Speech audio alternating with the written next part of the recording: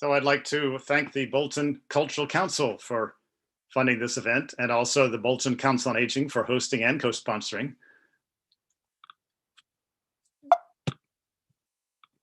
And I'd like to begin programs by acknowledging that we live on land that was managed and inhabited before European colonization.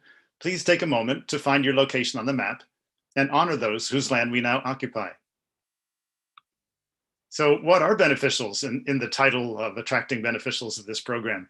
Well, according to gardeners and farmers, they are organisms that help them to grow the food that we need. And so they would include pollinators, predators of pests, and parasites of pests, both of them controlling pest populations naturally.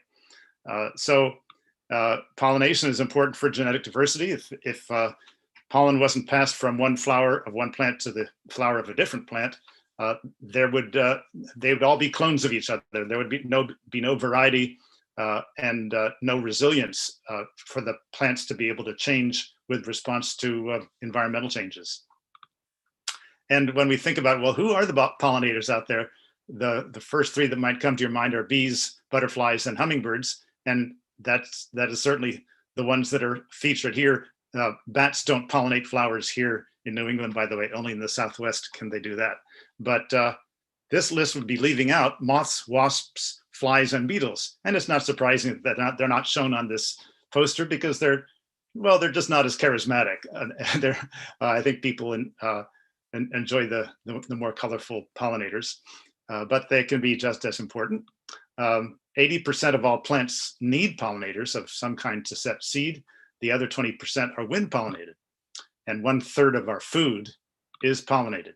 And you can see in here how much of a difference it makes. The strawberry on the right did manage to get some pollen, windborne strawberry pollen from a different plant, but no insect was allowed to come to it. The one in the middle didn't even get the windborne pollen. So you can see how important it is to get pollen from a different individual to set seed and have a decent fruit or a vegetable. So then we have the predators, as I mentioned, and birds are one of them. Birds control the pest populations. They also, in the environment, they are good at seed dispersal. The only two birds locally that are likely to pollinate flowers are the hummingbird and the oriole. Bird populations in general have declined by an alarming rate, 30% since 1970, and 2/3 of our birds could be gone by the end of the century if we continue at the pace of global warming and climate and the lack of habitat. We're in what's called the Anthropocene, the seventh extinction event, because so much of our, this is a graph of just not the numbers total of individuals, but the number of species that are endangered in all the different categories of vertebrate animals. So let's help, not harm birds. And one thing we can do to avoid harming them is helping them to see that windows are windows and not a continuation of the outside, which they can appear to be from the reflection. We can do different things to treat our windows so that birds will see them and not fly into them. And you can visit abcbirds.org for details about these and other approaches. And if you'd like, I can send you an email message with a list of the links that I'm offering at the bottom of these slides, so you don't have to be too concerned about taking notes. Cats kill up to 3.7 billion birds in the US every year, either house cats or feral cats. And if you have a cat, you might want to just keep it inside for its own protection, because these are for wild animals that might try to make a meal of it. And there are other cats and dogs out there that also might be a threat. Habitat loss includes agriculture and residential and commercial development, which has had a huge impact on all wildlife. And so has climate change. One thing that about birds is they're just so appealing, and people love to watch them and learn about them. You can find out which bird club is near you at massbird.org. And right now, you don't really need to be near a bird club to be able to enjoy their programs, since things are happening online. So we love birds. We love to watch them fly. We love to hear them sing. And they're just so endearing in the ways that they are devoted to their mates and to raising their offspring. And so birds need food, water, shelter, and places to rear their young, just like any organism does. But we should not be feeding birds with baked goods that's heavily processed and that contain preservatives, salt, sugar, and refined flour. Those are empty calories and not good for our health either, for that matter. And they don't contain enough of the protein and fat that birds need. So this is the result of feeding birds too much of that processed baked goods. So approved foods for birds include eggshells, which are they can eat them and use them for grist, to grind up the food in their gizzards. And the females also can use that calcium to make their eggs. Bananas, apples, and raisins are among the fruits that you can feed to songbirds. And then there's cheese and a variety of vegetables and grains and squash seeds. I've been enjoying giving them to the songbirds on my deck this year, and any kind of nuts, including peanuts and peanut butter as well. You can you'll see the peanut butter on that hanging cone in the middle slide there with dried fruits and seeds attached to it. So you can make a variety of different kinds of homemade bird feeders, or you can purchase one. If you have an open one like this, you're going to have to clean it frequently. Squirrels will always try to get your bird seed, so there are ways to baffle them, to ban them. And placement of feeders is important. First, a metal pole will prevent animals from being able to climb up. And if it's 8 feet long, and buried 2 feet down, then it'll be 6 feet up. It should be less than 3 feet from window or more than 30 feet away, and that's to prevent collisions. And at least 12 feet away from vegetation, so that no animal that a potential predator could be lurking and then spring on them. Window feeders are a great option because they're safe. There's no damage, no danger of window collisions, and you'll be monitoring the cleanliness, or how clean is that feeder, because you'll see it every day. And of course, the advantage is you'll be able to see them really close up. You can make your own suet. You don't need the peanut butter or the flour or any of the optional things. You could just do it with the cornmeal and the shortening. So you heat together the ingredients, shortening and the peanut butter if you use it, until it's all melted and mixed together. And then mix the dry ingredients in with that and freeze in a mold such as an old can or a ice cube tray. And then once it's been in the freezer for a couple of hours, it's ready to go, and you put it out in your suet feeder. Bird baths can be inexpensive or even free if you have some things lying around that you can fashion it into a bird bath. Birds appreciate heated bird baths. This gives them liquid water in the middle of the winter. Your basic bird box, and you'll see at the bottom, allbirds.com is the source of this information. You'll notice how if you want to make one, you should have 3 holes for ventilation on the top of each side. You should have hinges. You'll see the hinges on the side of this box, so that you can open one side and inspect and clean it at the end of the year. Also, there should be holes at the bottom for drainage. And once again, a metal pole is a good idea to deter predators. If you place it in the shade, that's a good idea, and giving birds a clear flight path to the bird box and face the opening away from the prevailing wind. You don't want to be encouraging starlings and house sparrows, and you are free to evict them any way you choose, or to harass or trap them, because these are not protected birds by the state. They are, in fact, invasives, I guess you could call them. They are non-native birds that were introduced and have done a lot of harm to native populations by displacing and even killing and eating them. Here are some birdhouse don'ts. Please don't put up colorful birdhouses, because that attracts the attention of predators. Birds do not need perches. They can fly right to the hole. They don't need a perch to perch on. And that only gives more purchase to the predator. Birds' houses should always be made of only wood, and they shouldn't dangle in the breeze either. They should be securely fastened. Squirrels would be happy to move in to a bird box just by chewing the opening and allowing them to enter. So you can prevent them from doing that. And you can also use a variety of means to protect the bird box from predators besides squirrels, including raccoons, snakes, cats, other cats, and other birds. So if you have used this wire mesh opening, that's an ideal system, especially if you choose to use a tree as the way to put a birdhouse up. At the end of the year, you should clean it with a 9-to-1 solution of water and bleach, and clean it well with a brush, and then put it back out. Caterpillars are a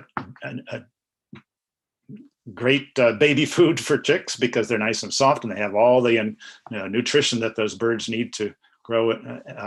And that young, that mother caterpillar will require 6,000 to 9,000 caterpillars to raise her chicks to grow enough and fledge to become adults. So that's a lot of caterpillars, and caterpillars themselves need native plants to eat. Doug Tallamy is the scientist who knows his caterpillars and butterflies and moths, and he has done a lot of research to show that it's the native plants that caterpillars are able to eat because they've been around so long that the caterpillars have figured out how to eat them. All plants have evolved certain chemical defenses, and they try to they manage through a course of evolution to create chemicals that are that don't taste good or are not digestible. But then the caterpillars also evolve right along with them and figure out how to digest them anyway. But they haven't had time to figure that out over the course of evolution with non-native plants. So that's why native plants are so important. Here is a list of the best trees, vines, and shrubs to plant for birds.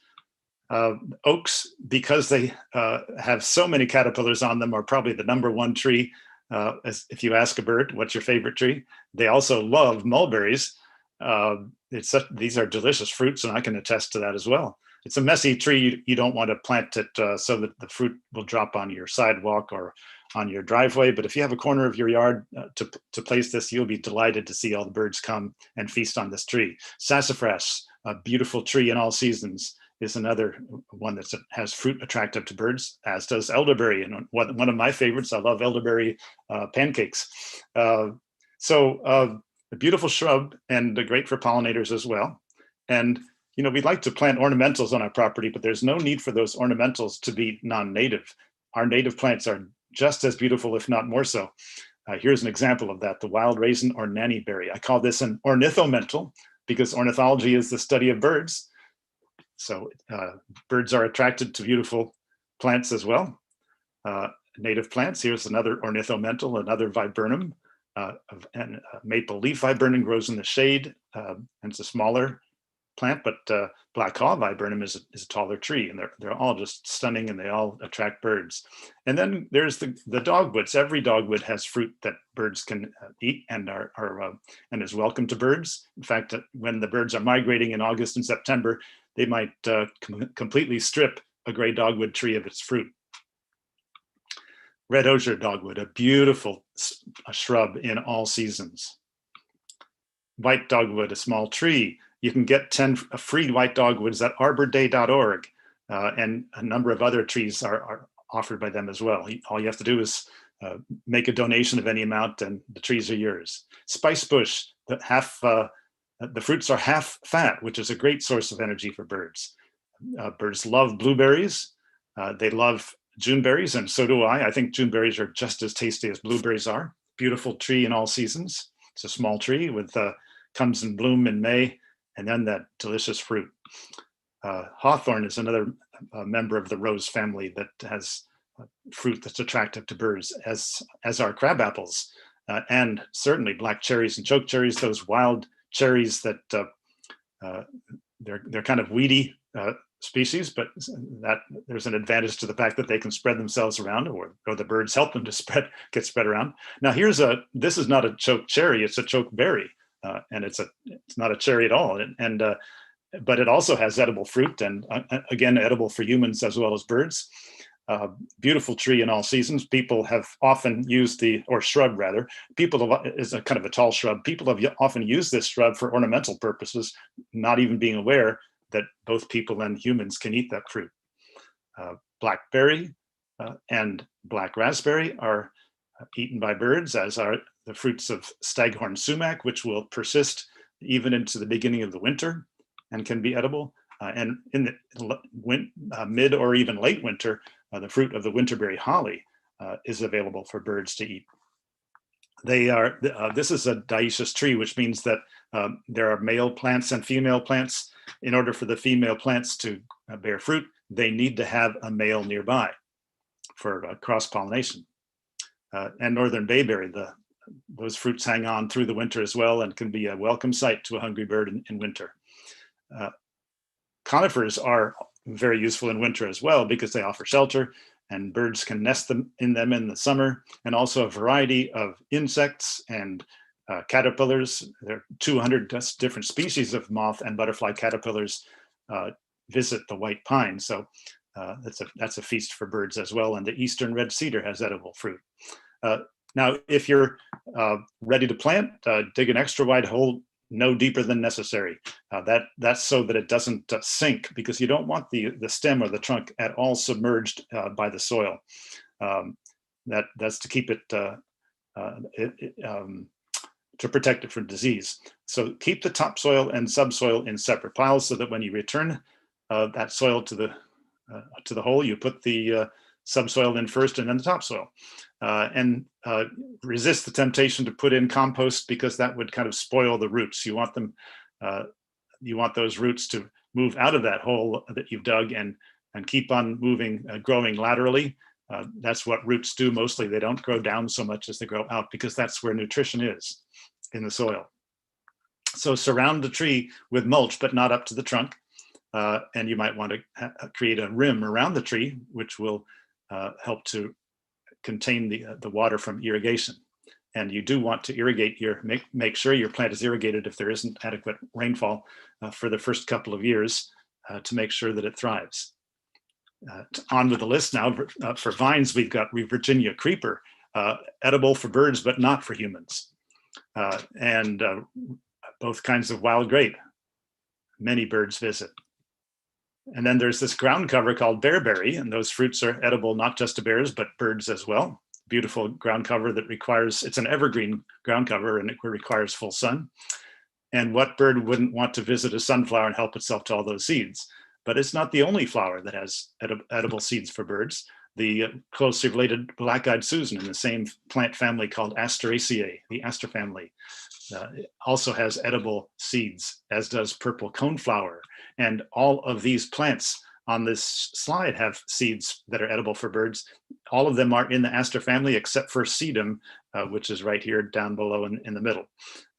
So you can see that plants of the aster family have, as a rule, have edible seeds for birds. So leave seed stalks standing so that food will be available to them.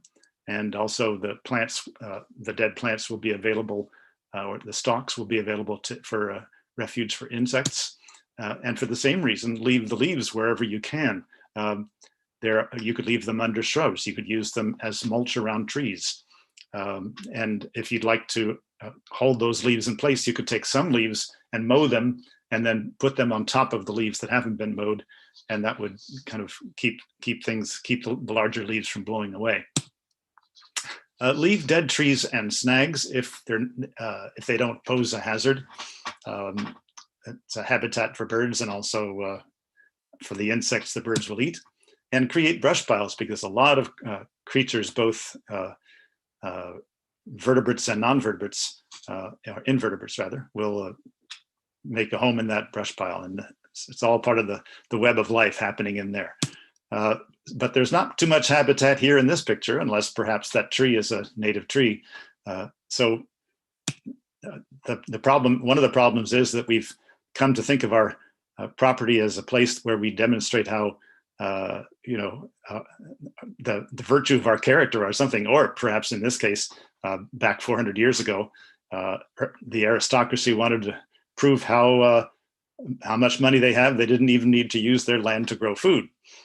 So there are problems with this attitude about the appearance as being the only consideration, because it's a food desert for wildlife. And also, in order to keep it looking like a carpet, it's a polluter and a resource guzzler. So we use far more synthetic pesticides on our lawns than the farmers do on their crops.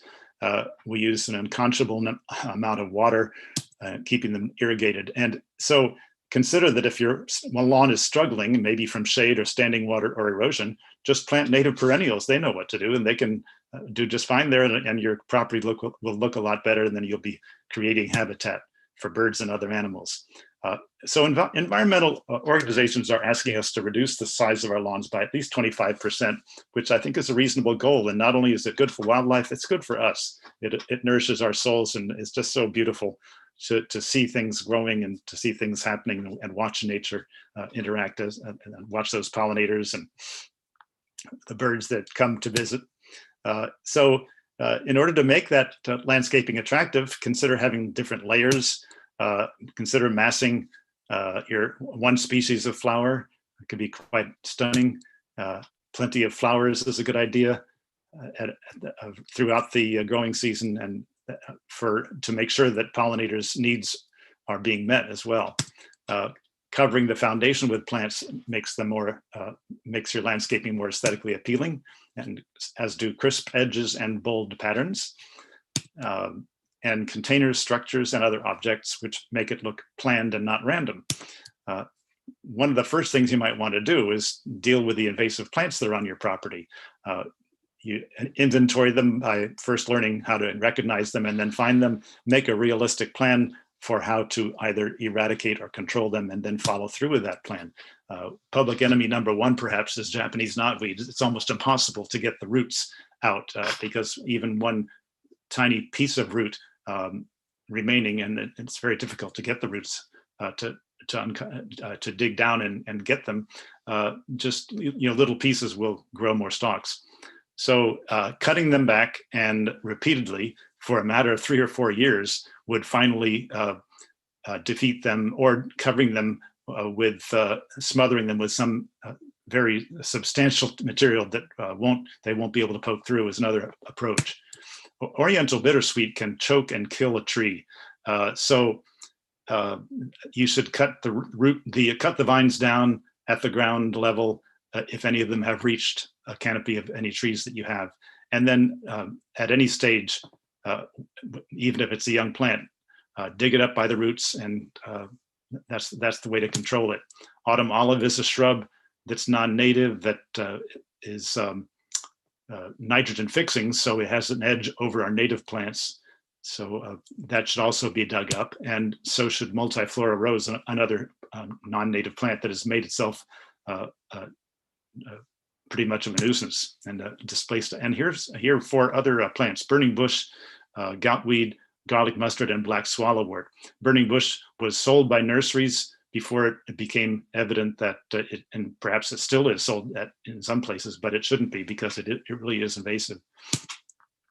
Migrating birds prefer native fruits simply because they are more nutritious, such as blueberries, black cherries, and black raspberries.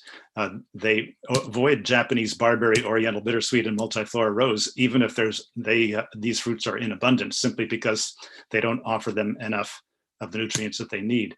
Poison ivy is a native plant, and it's not problematic in terms of the environment. Birds even eat the fruit over the winter. But it's certainly understandable if you want to eliminate poison ivy on your property, wherever there are people. So sheet mulching is a way to smother any vegetation that you don't want and transition to your plan of the plants that you want to establish. So if you smother a lawn with either cardboard or newspaper, 6 thicknesses of newspaper, and then overlapping, and soak the whole layer that you're using as that smothering layer, and then add the mulch on top. And you can use it's called ramboard. The photo in the lower right is rolled up cardboard for large areas. You can order that online, and you can have garden beds. You can start this way with a raised bed or a more traditional bed. Benefits of mulch include suppressing weeds, keeping the soil moist and cool, and enriching the soil. And the types of mulch you can use for annuals, such as for a traditional vegetable garden would include grass clippings, straw, shredded leaves, and pine straw or pine needles, which do not make the soil acidic, as many people, even gardeners, have been led to believe. And so the shredded leaves and pine straw are also good in perennial beds, as are pine bark, sawdust, wood chips, and chipped branch wood. That's that's chipped by a chipper. Mulching smart, it means avoiding dyed mulch. It's not the dye that's the problem, it's the wood that's used to make it, which is often contaminated with creosote and CCA. And don't do volcano mulching, which makes your trees vulnerable to diseases and also encourages roots to form where they shouldn't be growing up there. And then when that mulch decomposes, you have all those exposed roots. So a properly mulched tree is shown as a bottom slide, bottom photograph on this slide. And think about how mulch should be just temporary until your plants get big enough to claim the space. At that point, they won't need to be mulched because there's no chance that weeds can come in and compete. So if your planting plan, if you envision this kind of thing, this happens to be a rain garden, which receives the water from drain spouts from the building. And then any excess water comes out at the bottom where you see those pebbles that lead to the lead downhill. Ground covers are an option that imitates mulch in some ways because it does the same things by preventing weeds, retaining moisture, and keeping the soil cool. It also holds soil in place on slopes. I mentioned bearberry previously as a bird-friendly plant. It's a beautiful, one of my favorite ground covers, grows well in the sunshine. Here's another great one. Honeybees love the nectar that they get from thyme flowers because it keeps them healthy. It helps them to combat diseases and pests. Three-leaf cinquefoil is a beautiful ground cover. Golden star. In the shade, wild ginger tolerates dense shade. So does bishop's hat. Beautiful leaves. And I love the leaves of Allegheny pachysandra, which is a native pachysandra. I consider it more attractive than the Japanese pachysandra that we see so much of. Barren strawberry and even wild strawberry are other options. Now let's talk about hummingbirds, which are beneficials, no question about it, predators and pollinators both. Ruby throat is the only hummingbird that you're likely to see here in Massachusetts. And their population has doubled since 1970, so we don't really need to be concerned about them, but we are certainly free to welcome them to our properties, and they are expert predators, and they need that protein to live, and they also love water, and we can provide snags for perches so they can survey their surroundings and take a rest. Leave dead trees because the sap that comes out of those holes made by the sapsuckers and woodpeckers attracts insects that the hummingbird can snatch up. And hummingbirds use spider silk to make their nests. Surprisingly, the nest expands to double its original size as those eggs hatch and the chicks grow, because the hummingbirds have used spider silk, which is so flexible, to make the nest. If you find a chick on the ground, it's okay to rescue it and return it to its nest. You can, in fact, do that with any species of bird. It's not true that it will be rejected if the human smell is on the chick. The mother will still take care of it. Now, if you decide to feed hummingbirds, this is a good design for a hummingbird feeder because it's easy to take it apart, to disassemble it and clean it. Notice that the nectar does not need to be red. In fact, you should not use red dye or food coloring. And all you need is water and sugar, 1 cup water to 1/4 cup sugar in that 4:1 ratio. Heat it to dissolve the sugar, then refrigerate, use within 1 week. And then replace the food in the feeder every few days and clean your feeder every 3 days. In order to clean the feeder, use hot tap water, scrub the sides, don't use soap. And if black mold appears, you're going to have to soak in a bleach solution of a 1:64 ratio with water for 1 hour. The nectar can become cloudy and start to spoil in a matter of 1 day. So I think I'm impressing on you how important it is if you have hummingbird feeders to really be on top of the cleaning routine. And I would rather have flowers to attract them because I know that they are superior nutritionally as well. They have just the right balance of sugars. They also have trace amounts of minerals, proteins, amino acids that hummingbirds need for their health. This vine, the trumpet creeper, is very robust. You should not have it near your foundation. That might cause problems, but elsewhere on your landscape, it might be just the thing for hummingbirds. They also love trumpet honeysuckle, the red of flowers, and cardinal flower. What a stunning plant this is for hummingbirds and butterflies. Hummingbirds love to sip the nectar of the wild columbine, and it's a welcome sight for a hungry hummingbird that's just arrived in the spring, migrating from South America. Butterfly weed is another flower that hummingbirds can sip the nectar of, as is anise hyssop, one of the mints, a wonderful pollinator plant. Obedient plant, another in the mint family. Blazing star, swamp milkweed, foxglove beard tongue, another spring blooming plant. Purple coneflower, and any of the phlox species. And the lepidopterans, which are butterflies and moths, are also pollinators. Butterflies and moths are different in a variety of ways. Butterflies usually are more colorful, and moths are relatively drab in appearance, but there are exceptions to that rule. Butterflies are usually active in the daytime and moths at night. Butterflies rest with their wings in the vertical position, while moths always have their wings outstretched. And butterfly antennae are club-tipped, while moth antennae look like feathers. And butterflies make chrysalises while moths spin cocoons. Butterfly populations, this is a study that from Ohio, a 33% population reduction just in 20 years. The usual combination of habitat loss, pesticides, climate change, pollution can also be a problem for insects. Butterfly gardening, if you are ready to establish a butterfly garden, think about sun. You could have at least 6 hours of sun daily, full sun. To be near a water source is good, and some shelter from the wind. And you'll need to have host plants so that you can have, in order to have butterflies, you've got to have some caterpillars first. Nectar producing plants throughout the growing season for those adult butterflies. And please use organic landscaping practices to keep them safe and healthy. You might want to evaluate your soil before you begin.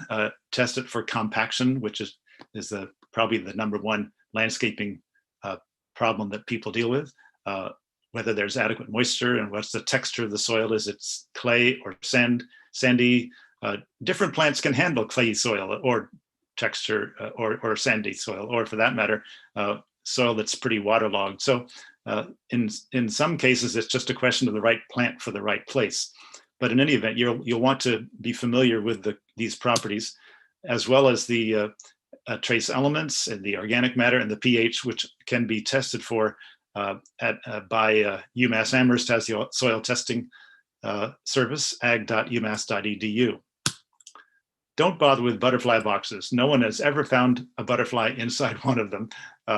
Yes, they've sometimes spiders move in, sometimes wasps, but never butterflies. But they do like mud. It's the males that need the mud so that they can get minerals from the mud and then create pheromones in their bodies, which are then attractive to the females, that they can smell them and find the males that way. And then when they mate, the males also give some of those minerals to the females so that she can pass the minerals on to the eggs. So give butterflies mud, and you can use a repurposed bird bath for that. Using gravel or sand, sea sand from the beach would be, beach sand would be great because it has those minerals in it. Or if it doesn't, if it's just regular sand, add some salt or compost and keep it moist. Butterflies love fruit, even if it's starting to go bad, it doesn't seem to bother them. Give them host plants so that they can become adults. So here are the best host plants here in Massachusetts for butterflies and moths. Goldenrod and sunflower, tied at 34 different species of butterflies and moths. Asters and black-eyed Susan, a close second and third. And there are a number of others that are great host plants. So you can Um, see at National Wildlife Federation has a list of these plants. The best host plants for butterflies and moths, I mentioned oak as being the champion at 473 different species.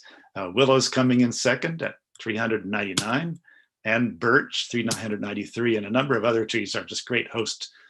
Trees and shrubs are great for feeding those caterpillars. But if you're a spice bush swallowtail mother, you will only lay your eggs on sassafras trees or spice bush shrubs, because those leaves are the only ones that the caterpillar can eat.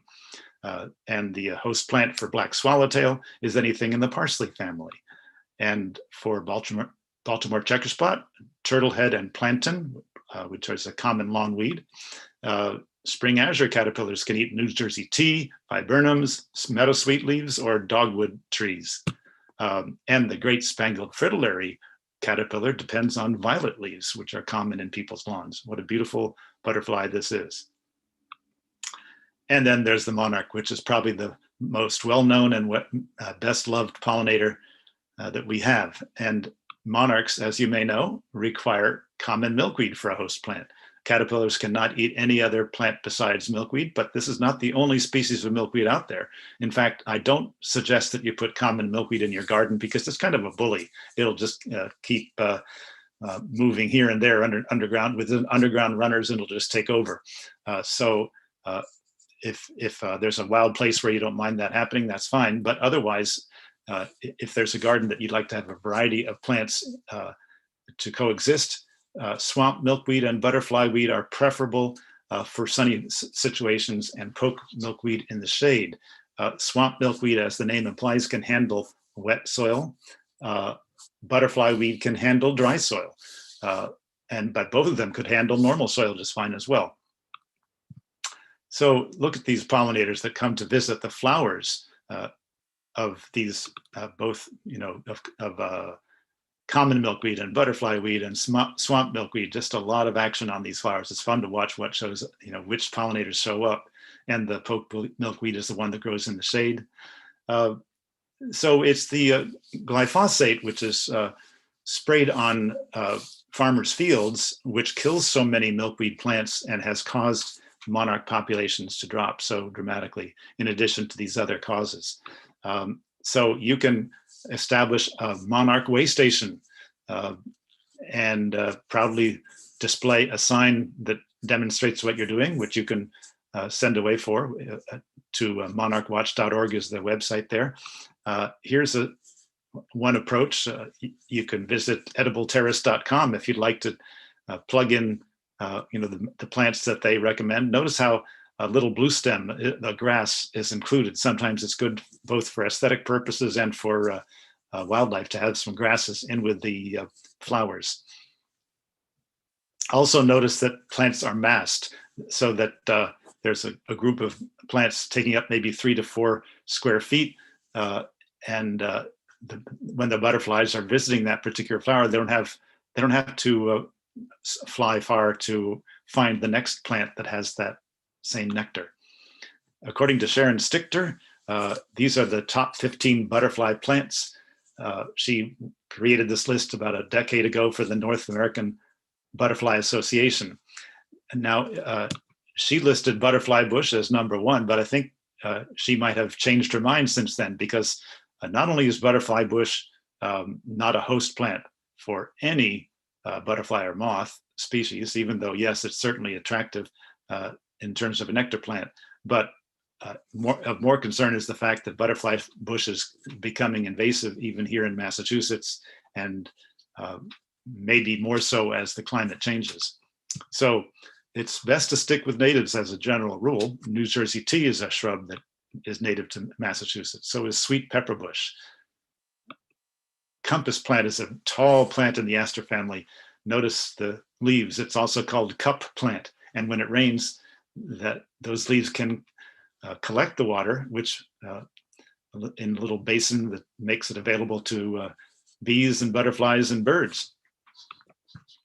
A blazing star, beautiful native plant that butterflies nectar on. Thistle, any of the asters. Purple coneflower again. Scabiosa, Joe Pyeweed, which can handle moist soil and does fine in normal soil. The same is true of boneset. Any of the milkweeds are on that list of the top 15. And then there are the annuals. Zinnia is not a native plant, but that's okay to have a few annuals that are not non-native if they're doing such a great job feeding the pollinators. Another one in that category is Mexican sunflower and marigolds. You can have a container garden if there's not too much available space on your property. Pots that are fairly large are a good idea because the soil won't dry out so easy, and you'll have to use a special soil mix for containers. You can transform the strip of land between your sidewalk and the road to a pollinator garden, sometimes called a health strip, but it won't be called that anymore if you have these beautiful flowers growing. And Gardens with Wings is a great website to visit. You'll see all the different plants that you can grow to attract specific specific butterfly species. So that information is provided at that website. Now think about how even your lawn could be a wildflower resource if you don't mow so often. In fact, a researcher proved and did a study in Springfield, Massachusetts, that lawns that were mowed every other week instead of every week, there were so many more flowers that were allowed to grow and so many more pollinators, including some fairly rare non-native bees that were showing up at these lawns. So you can call it a bee and butterfly lawn, you can call it a lazy lawnmower lawn, or you can call it a freedom lawn. Whatever you call it, it's a great way to welcome pollinators. And also to not mow closer than 3 or 4 inches. And certainly to avoid using herbicides so you can allow these plants to grow. And a wildflower meadow is a possibility. You don't need this much land. You could have as little as 400 square feet would be adequate. Anything less than that, it just doesn't look very good. You're better off having a garden. But wildflower meadows can be created if with some investment of both time and money. You have to eradicate the vegetation, which is a process that takes a full year. And there are a number of ways to do that. Smothering is one if it's not too large an area. And the other methods are described at extension.unh.edu. And at the end of that first year, once the vegetation has been killed and there are no seeds coming up from the seed bank in the soil, then you're ready to sow your seed in the fall. And at that point, your maintenance costs will go way down because you only have to mow once a year, if that, just to make sure that there are no saplings and invasive plants coming into your meadow. So over the long run, you'll be saving a lot of money. And you'll have a beautiful wildflower meadow attracting pollinators and wildlife.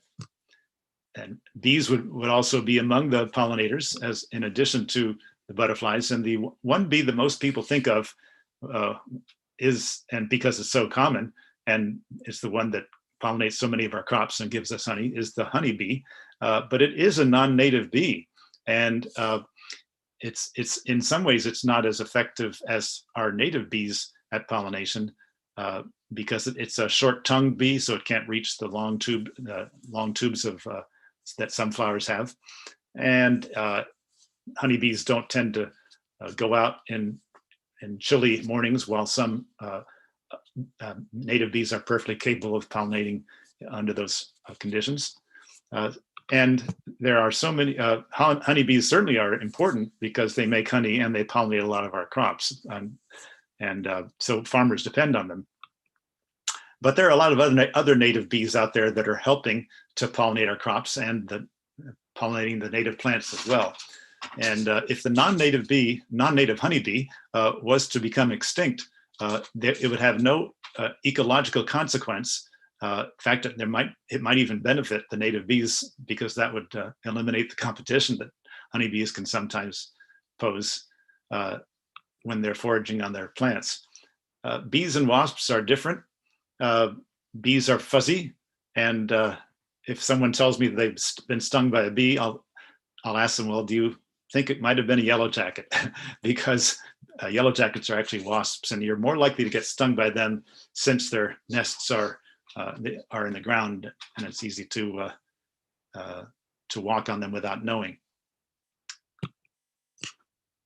Bumblebees also are excellent pollinators. They come in a lot of different varieties in terms of the long-tongued, medium-tongued, short-tongued. They are just like honeybees, they're social, but they do not create honey that is harvestable by humans. And their hives are a lot smaller, just hundreds instead of thousands of bees in one hive, as is the case with honeybees. And gardeners really appreciate the way that they can use buzz pollination to pollinate tomato flowers and other flowers in the nightshade family. The pollen is inside these fused anthers, and what the bumblebee does is grabs on and vibrates those anthers at just the right frequency so that the pollen is released from inside the anthers onto its body, which is why they are so valuable to farmers who grow tomatoes, and people will provide them with a place for their colony, that bumblebee box there. Other crops pollinated by bumblebees include raspberries, cranberries, blueberries, strawberries, and cucumbers.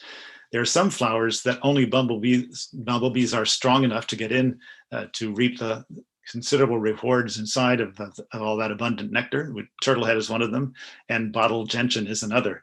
It never opens, the flower never opens more than that, but the bumblebee is able to force its way in nonetheless. Some bumblebees are endangered or threatened. The rusty patched bumblebee used to be common here in Massachusetts. It's completely gone from our area now. American bumblebee is threatened as well. So the two species that actually have increased in number are the common eastern bumblebee and the two-spotted bumblebee, and those are the two most common bumblebees in New England, these two here. And there's another species that's increased slightly, but every other kind of bumblebee has declined dramatically or is just gone from New England due to pests, pathogens, pesticides, and poor nutrition from lack of habitat. So we can leave abandoned mouse and bird nests. They like to, the females like to create colonies in such a protected area, and leave it be landscaping also gives them habitat, as it does for so many other forms of wildlife. You can either make or buy a bumblebee nesting box to see if something moves in. Bumblebee mimics include these two species of fly, which manage to look enough like bumblebees so that predators are deterred from attempting to eat them. Sweat bees are a beautiful and small and harmless bee, a native bee that is tunnel dwelling. 70% of our native bees are tunnel dwelling. And they're called sweat bees because they are attracted to human perspiration. But they're, as I mentioned, they're totally harmless. Here's another ground-dwelling bee. The cellophane bee or polyester bee is actually able to make a plastic bag, the queen or the female, inside the cavity there. And then once it's lined the cavity with this substance that becomes firm enough to protect it, the liquid food at the bottom is a combination of pollen and nectar that is provisioned for the egg. And then when the egg hatches and consumes that liquid food and is ready to emerge as an adult, it just eats its way out of its plastic bag. It's been protected all that time in that manner, and then it's ready to live its life. So you can offer habitat for ground nesting bees. Several yards across would be a good size. Loose, well-drained soil works well. Flat areas or earthen banks, sunny and south-facing, are advisable for a location, and even a soil-filled planter can work.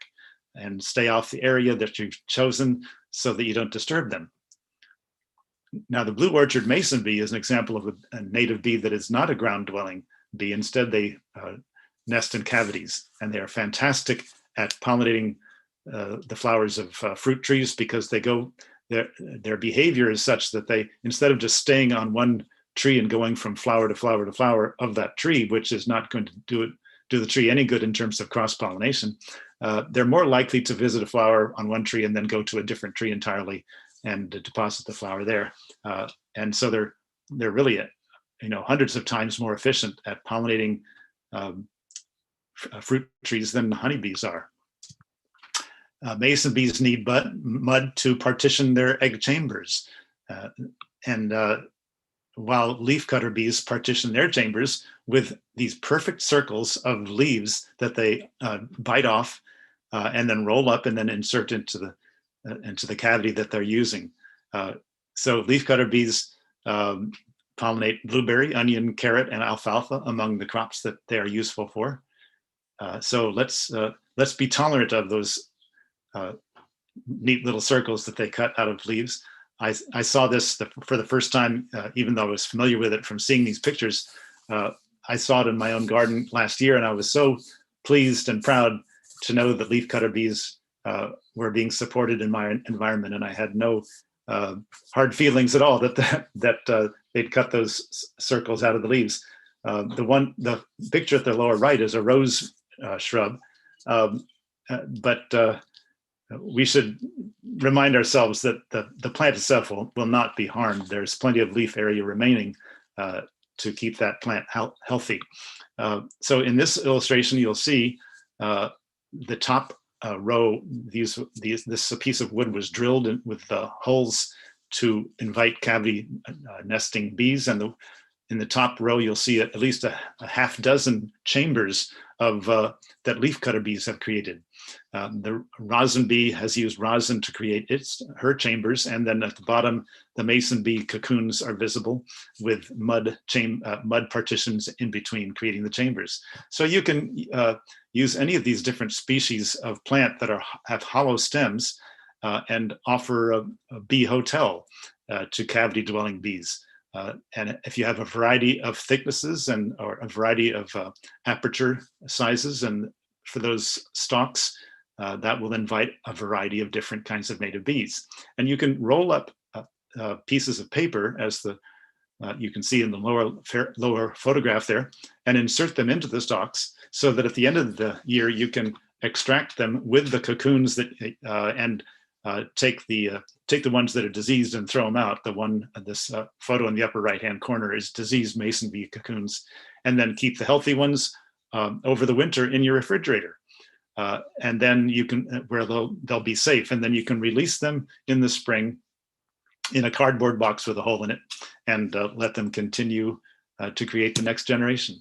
Some of the best plants that you can establish on your landscape for these native pollinators are the following native plants.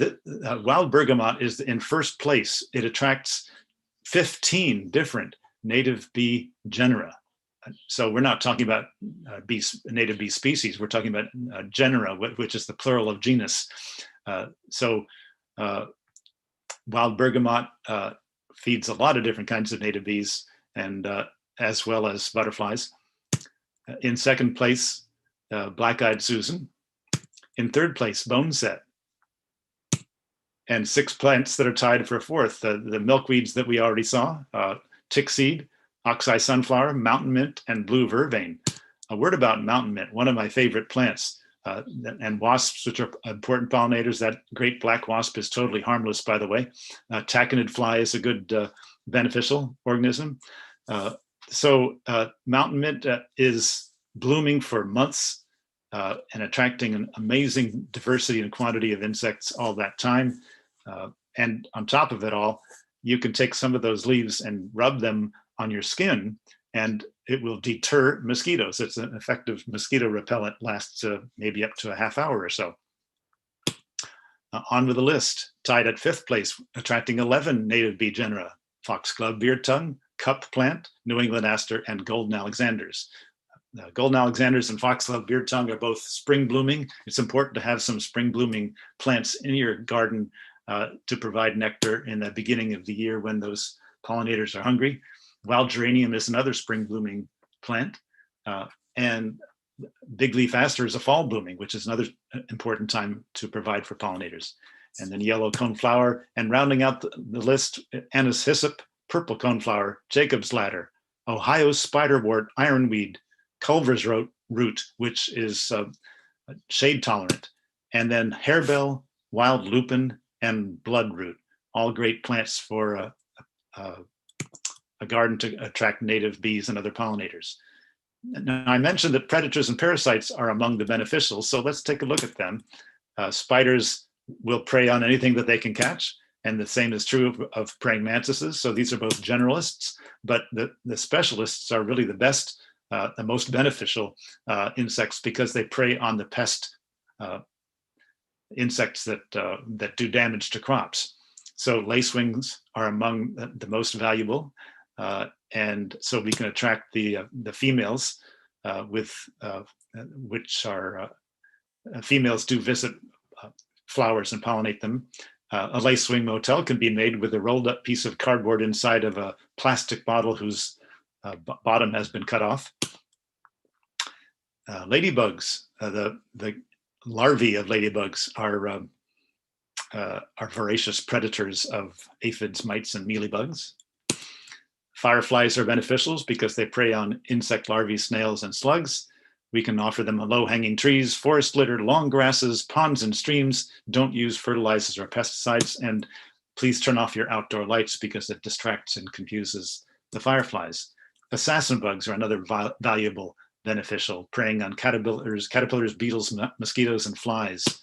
And the hoverfly or surfeit fly is another great one for limiting aphid populations, and they visit a wide variety of flowers as well. Trichogramma wasps are parasites. This tiny wasp is able to lay its eggs in the much larger eggs of different species of insects and keep their population in check as their eggs then consume the nutrition offered by the egg of that other species. And this is an incredible list of prey animals of the braconid wasps. If you find a caterpillar with those white things sticking out of it, that's the tomato hornworm in the upper right. Leave it be in your garden. Let it continue to keep on doing its thing, because that caterpillar will eventually die, and those adults will emerge and give us the next generation of wasps. So here are some flowers that attract the predators and parasites we've just been looking at. Queen Anne's lace, dill, and fennel are the Apiaceae family and the parsley family. And so these flowers are valuable to the predators and parasites. We've also been looking at a lot of members of the Asteraceae in terms of being beneficial for both birds and pollinators. And these parasites and predators also pollinate the goldenrod, tansy, marigold, dandelion, boneset, yarrow, coreopsis, and aster, all in the same plant family, and more besides. And then we have the mint family members: horse mint, bugleweed, wild bergamot, and anise hyssop. Bugleweed is one of those lawn flowers that can grow in your lawn. And these are all, mint family plants all have square stems and opposite leaves. So natural control of garden pests is called integrated pest management. We could also refer to it as intelligent pest management. It includes barriers or floating row covers, companion plants that'll repel those pest organisms. Hand picking can be feasible, and use organic pesticides if you have decided that would be a safe means of controlling the population. Trees and shrubs for pollinators are perhaps not the first thing you would think of if you wanted to attract butterflies and bees, because usually it's the herbaceous plants, the herbaceous perennials that we have watched bees and butterflies pollinating. However, trees have an abundant crop of flowers every spring or other times of year, and willow is perhaps the most important pollinator plant of them all.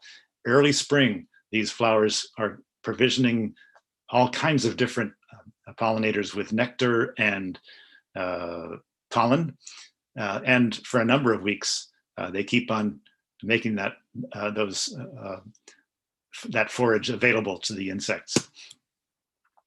These two witch hazel, these are witch hazel species which bloom either in the spring or the fall, depending on which, and incredibly early, the Chinese witch hazel or the vernal witch hazel comes out as sometimes as early as January. The redbud is a spring blooming tree. It's gorgeous in your landscape.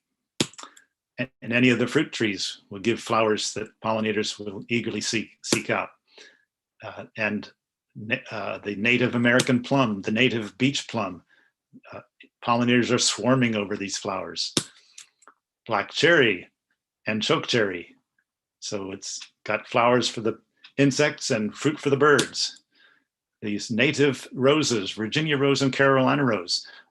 And please realize that the cultivated roses that we have, which are bred for appearance sake, all you see is a lot of petals, and that's all the insect sees as well. There simply is no nectar available in those flowers, no pollen either. So it's just an ornamental, but it has no wildlife value when you plant ornamental roses. Juneberry flowers. The flowers of maples and oaks, even though there are no showy petals on those trees, there is still pollen and nectar to be had. Basswood, very attractive to bees. It's also called linden tree. The bumblebees are the best pollinators for blueberry because the long-tongued bumblebees can reach that nectar. Red osier dogwood, beautiful ornamental for both birds and pollinators. Common ninebark, very attractive to pollinators, a shrub and beautiful in all seasons. And then there's the winterberry holly that we looked at on the list of bird trees for birds. It's also a good pollinator plant.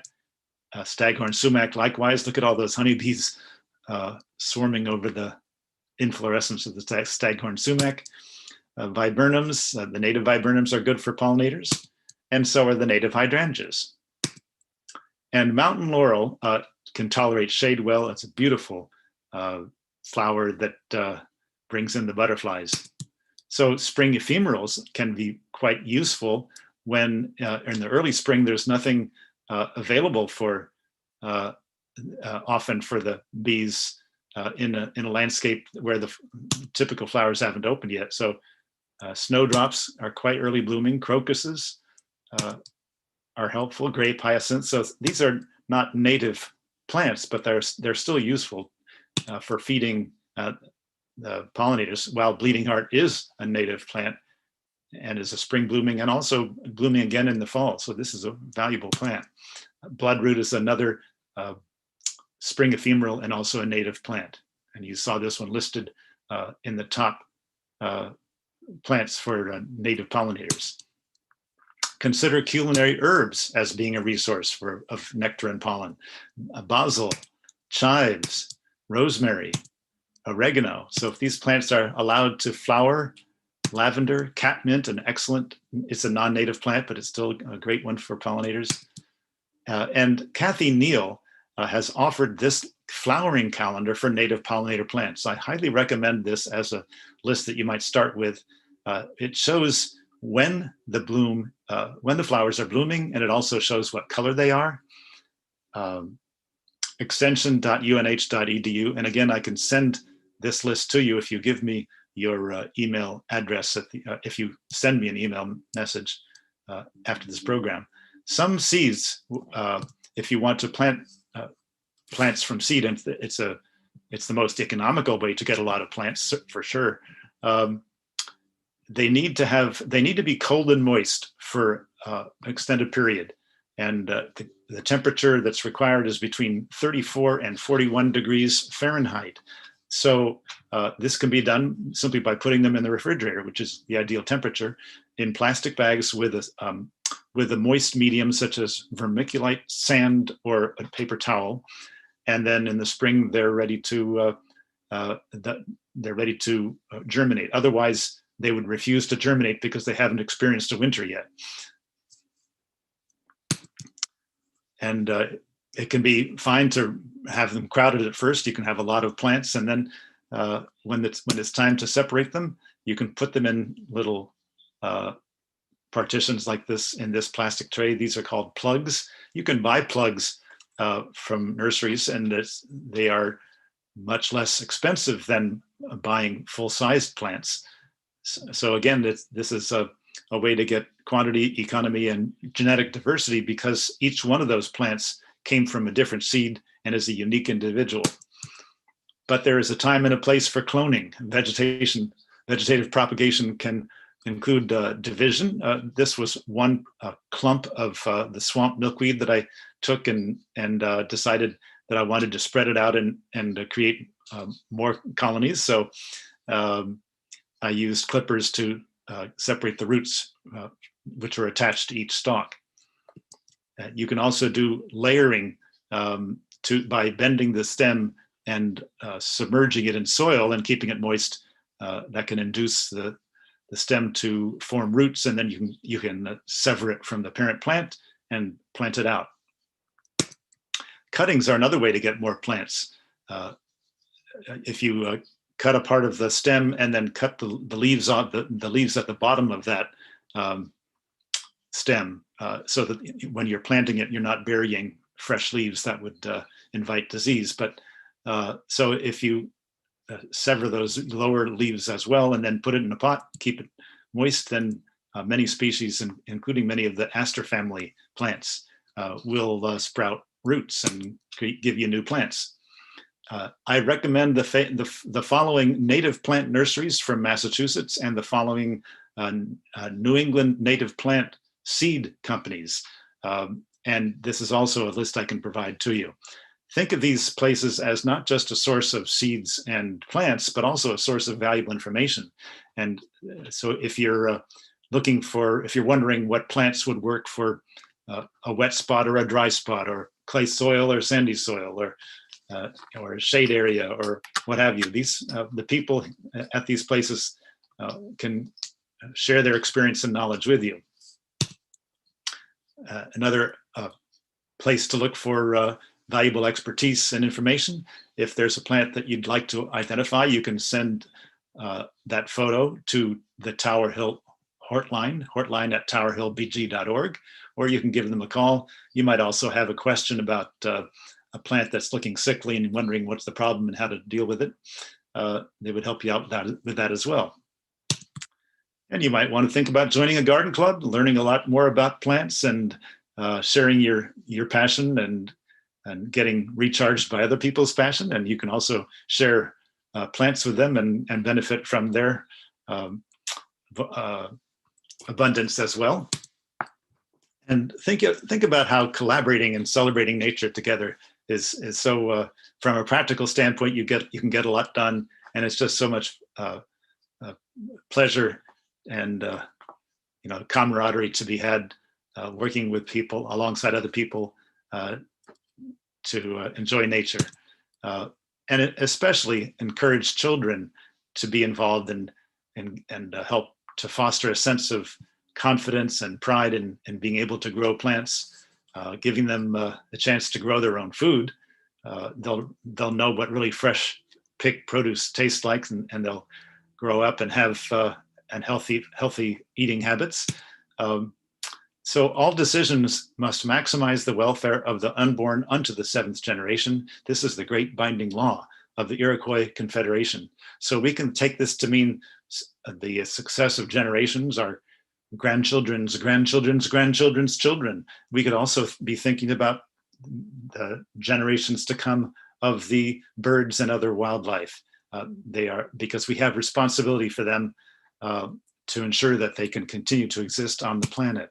There is no limit to what we can do together. Start where you are, and thank you for doing your part. Here's my email address, info@johnroot.net.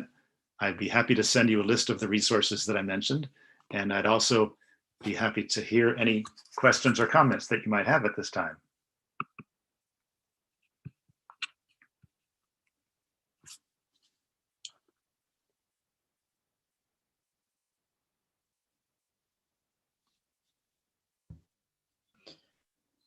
John, I thought that was really interesting. There's so much information. It's hard to digest it all, but it was really, really a good presentation. Thank you. Good.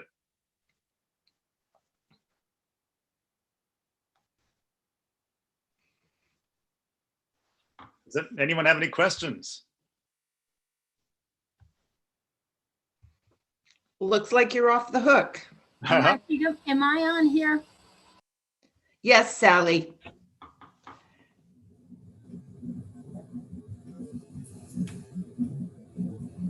I will be making a recording of this presentation available to the local TV station, and they'll broadcast it, and I think they'll also make it available as YouTube, so you can watch it whenever you care to. Oh, great. Mm-hmm. Thank you, John. That was very, very informative. Really wonderful. Thank you. Well, I hope you all are inspired and are going to do wonderful things out there this year. Well, you gave us a lot of good ideas. Yeah. Yes, thank you very much. How soon is the recording going to be available? I'm not sure. Oh,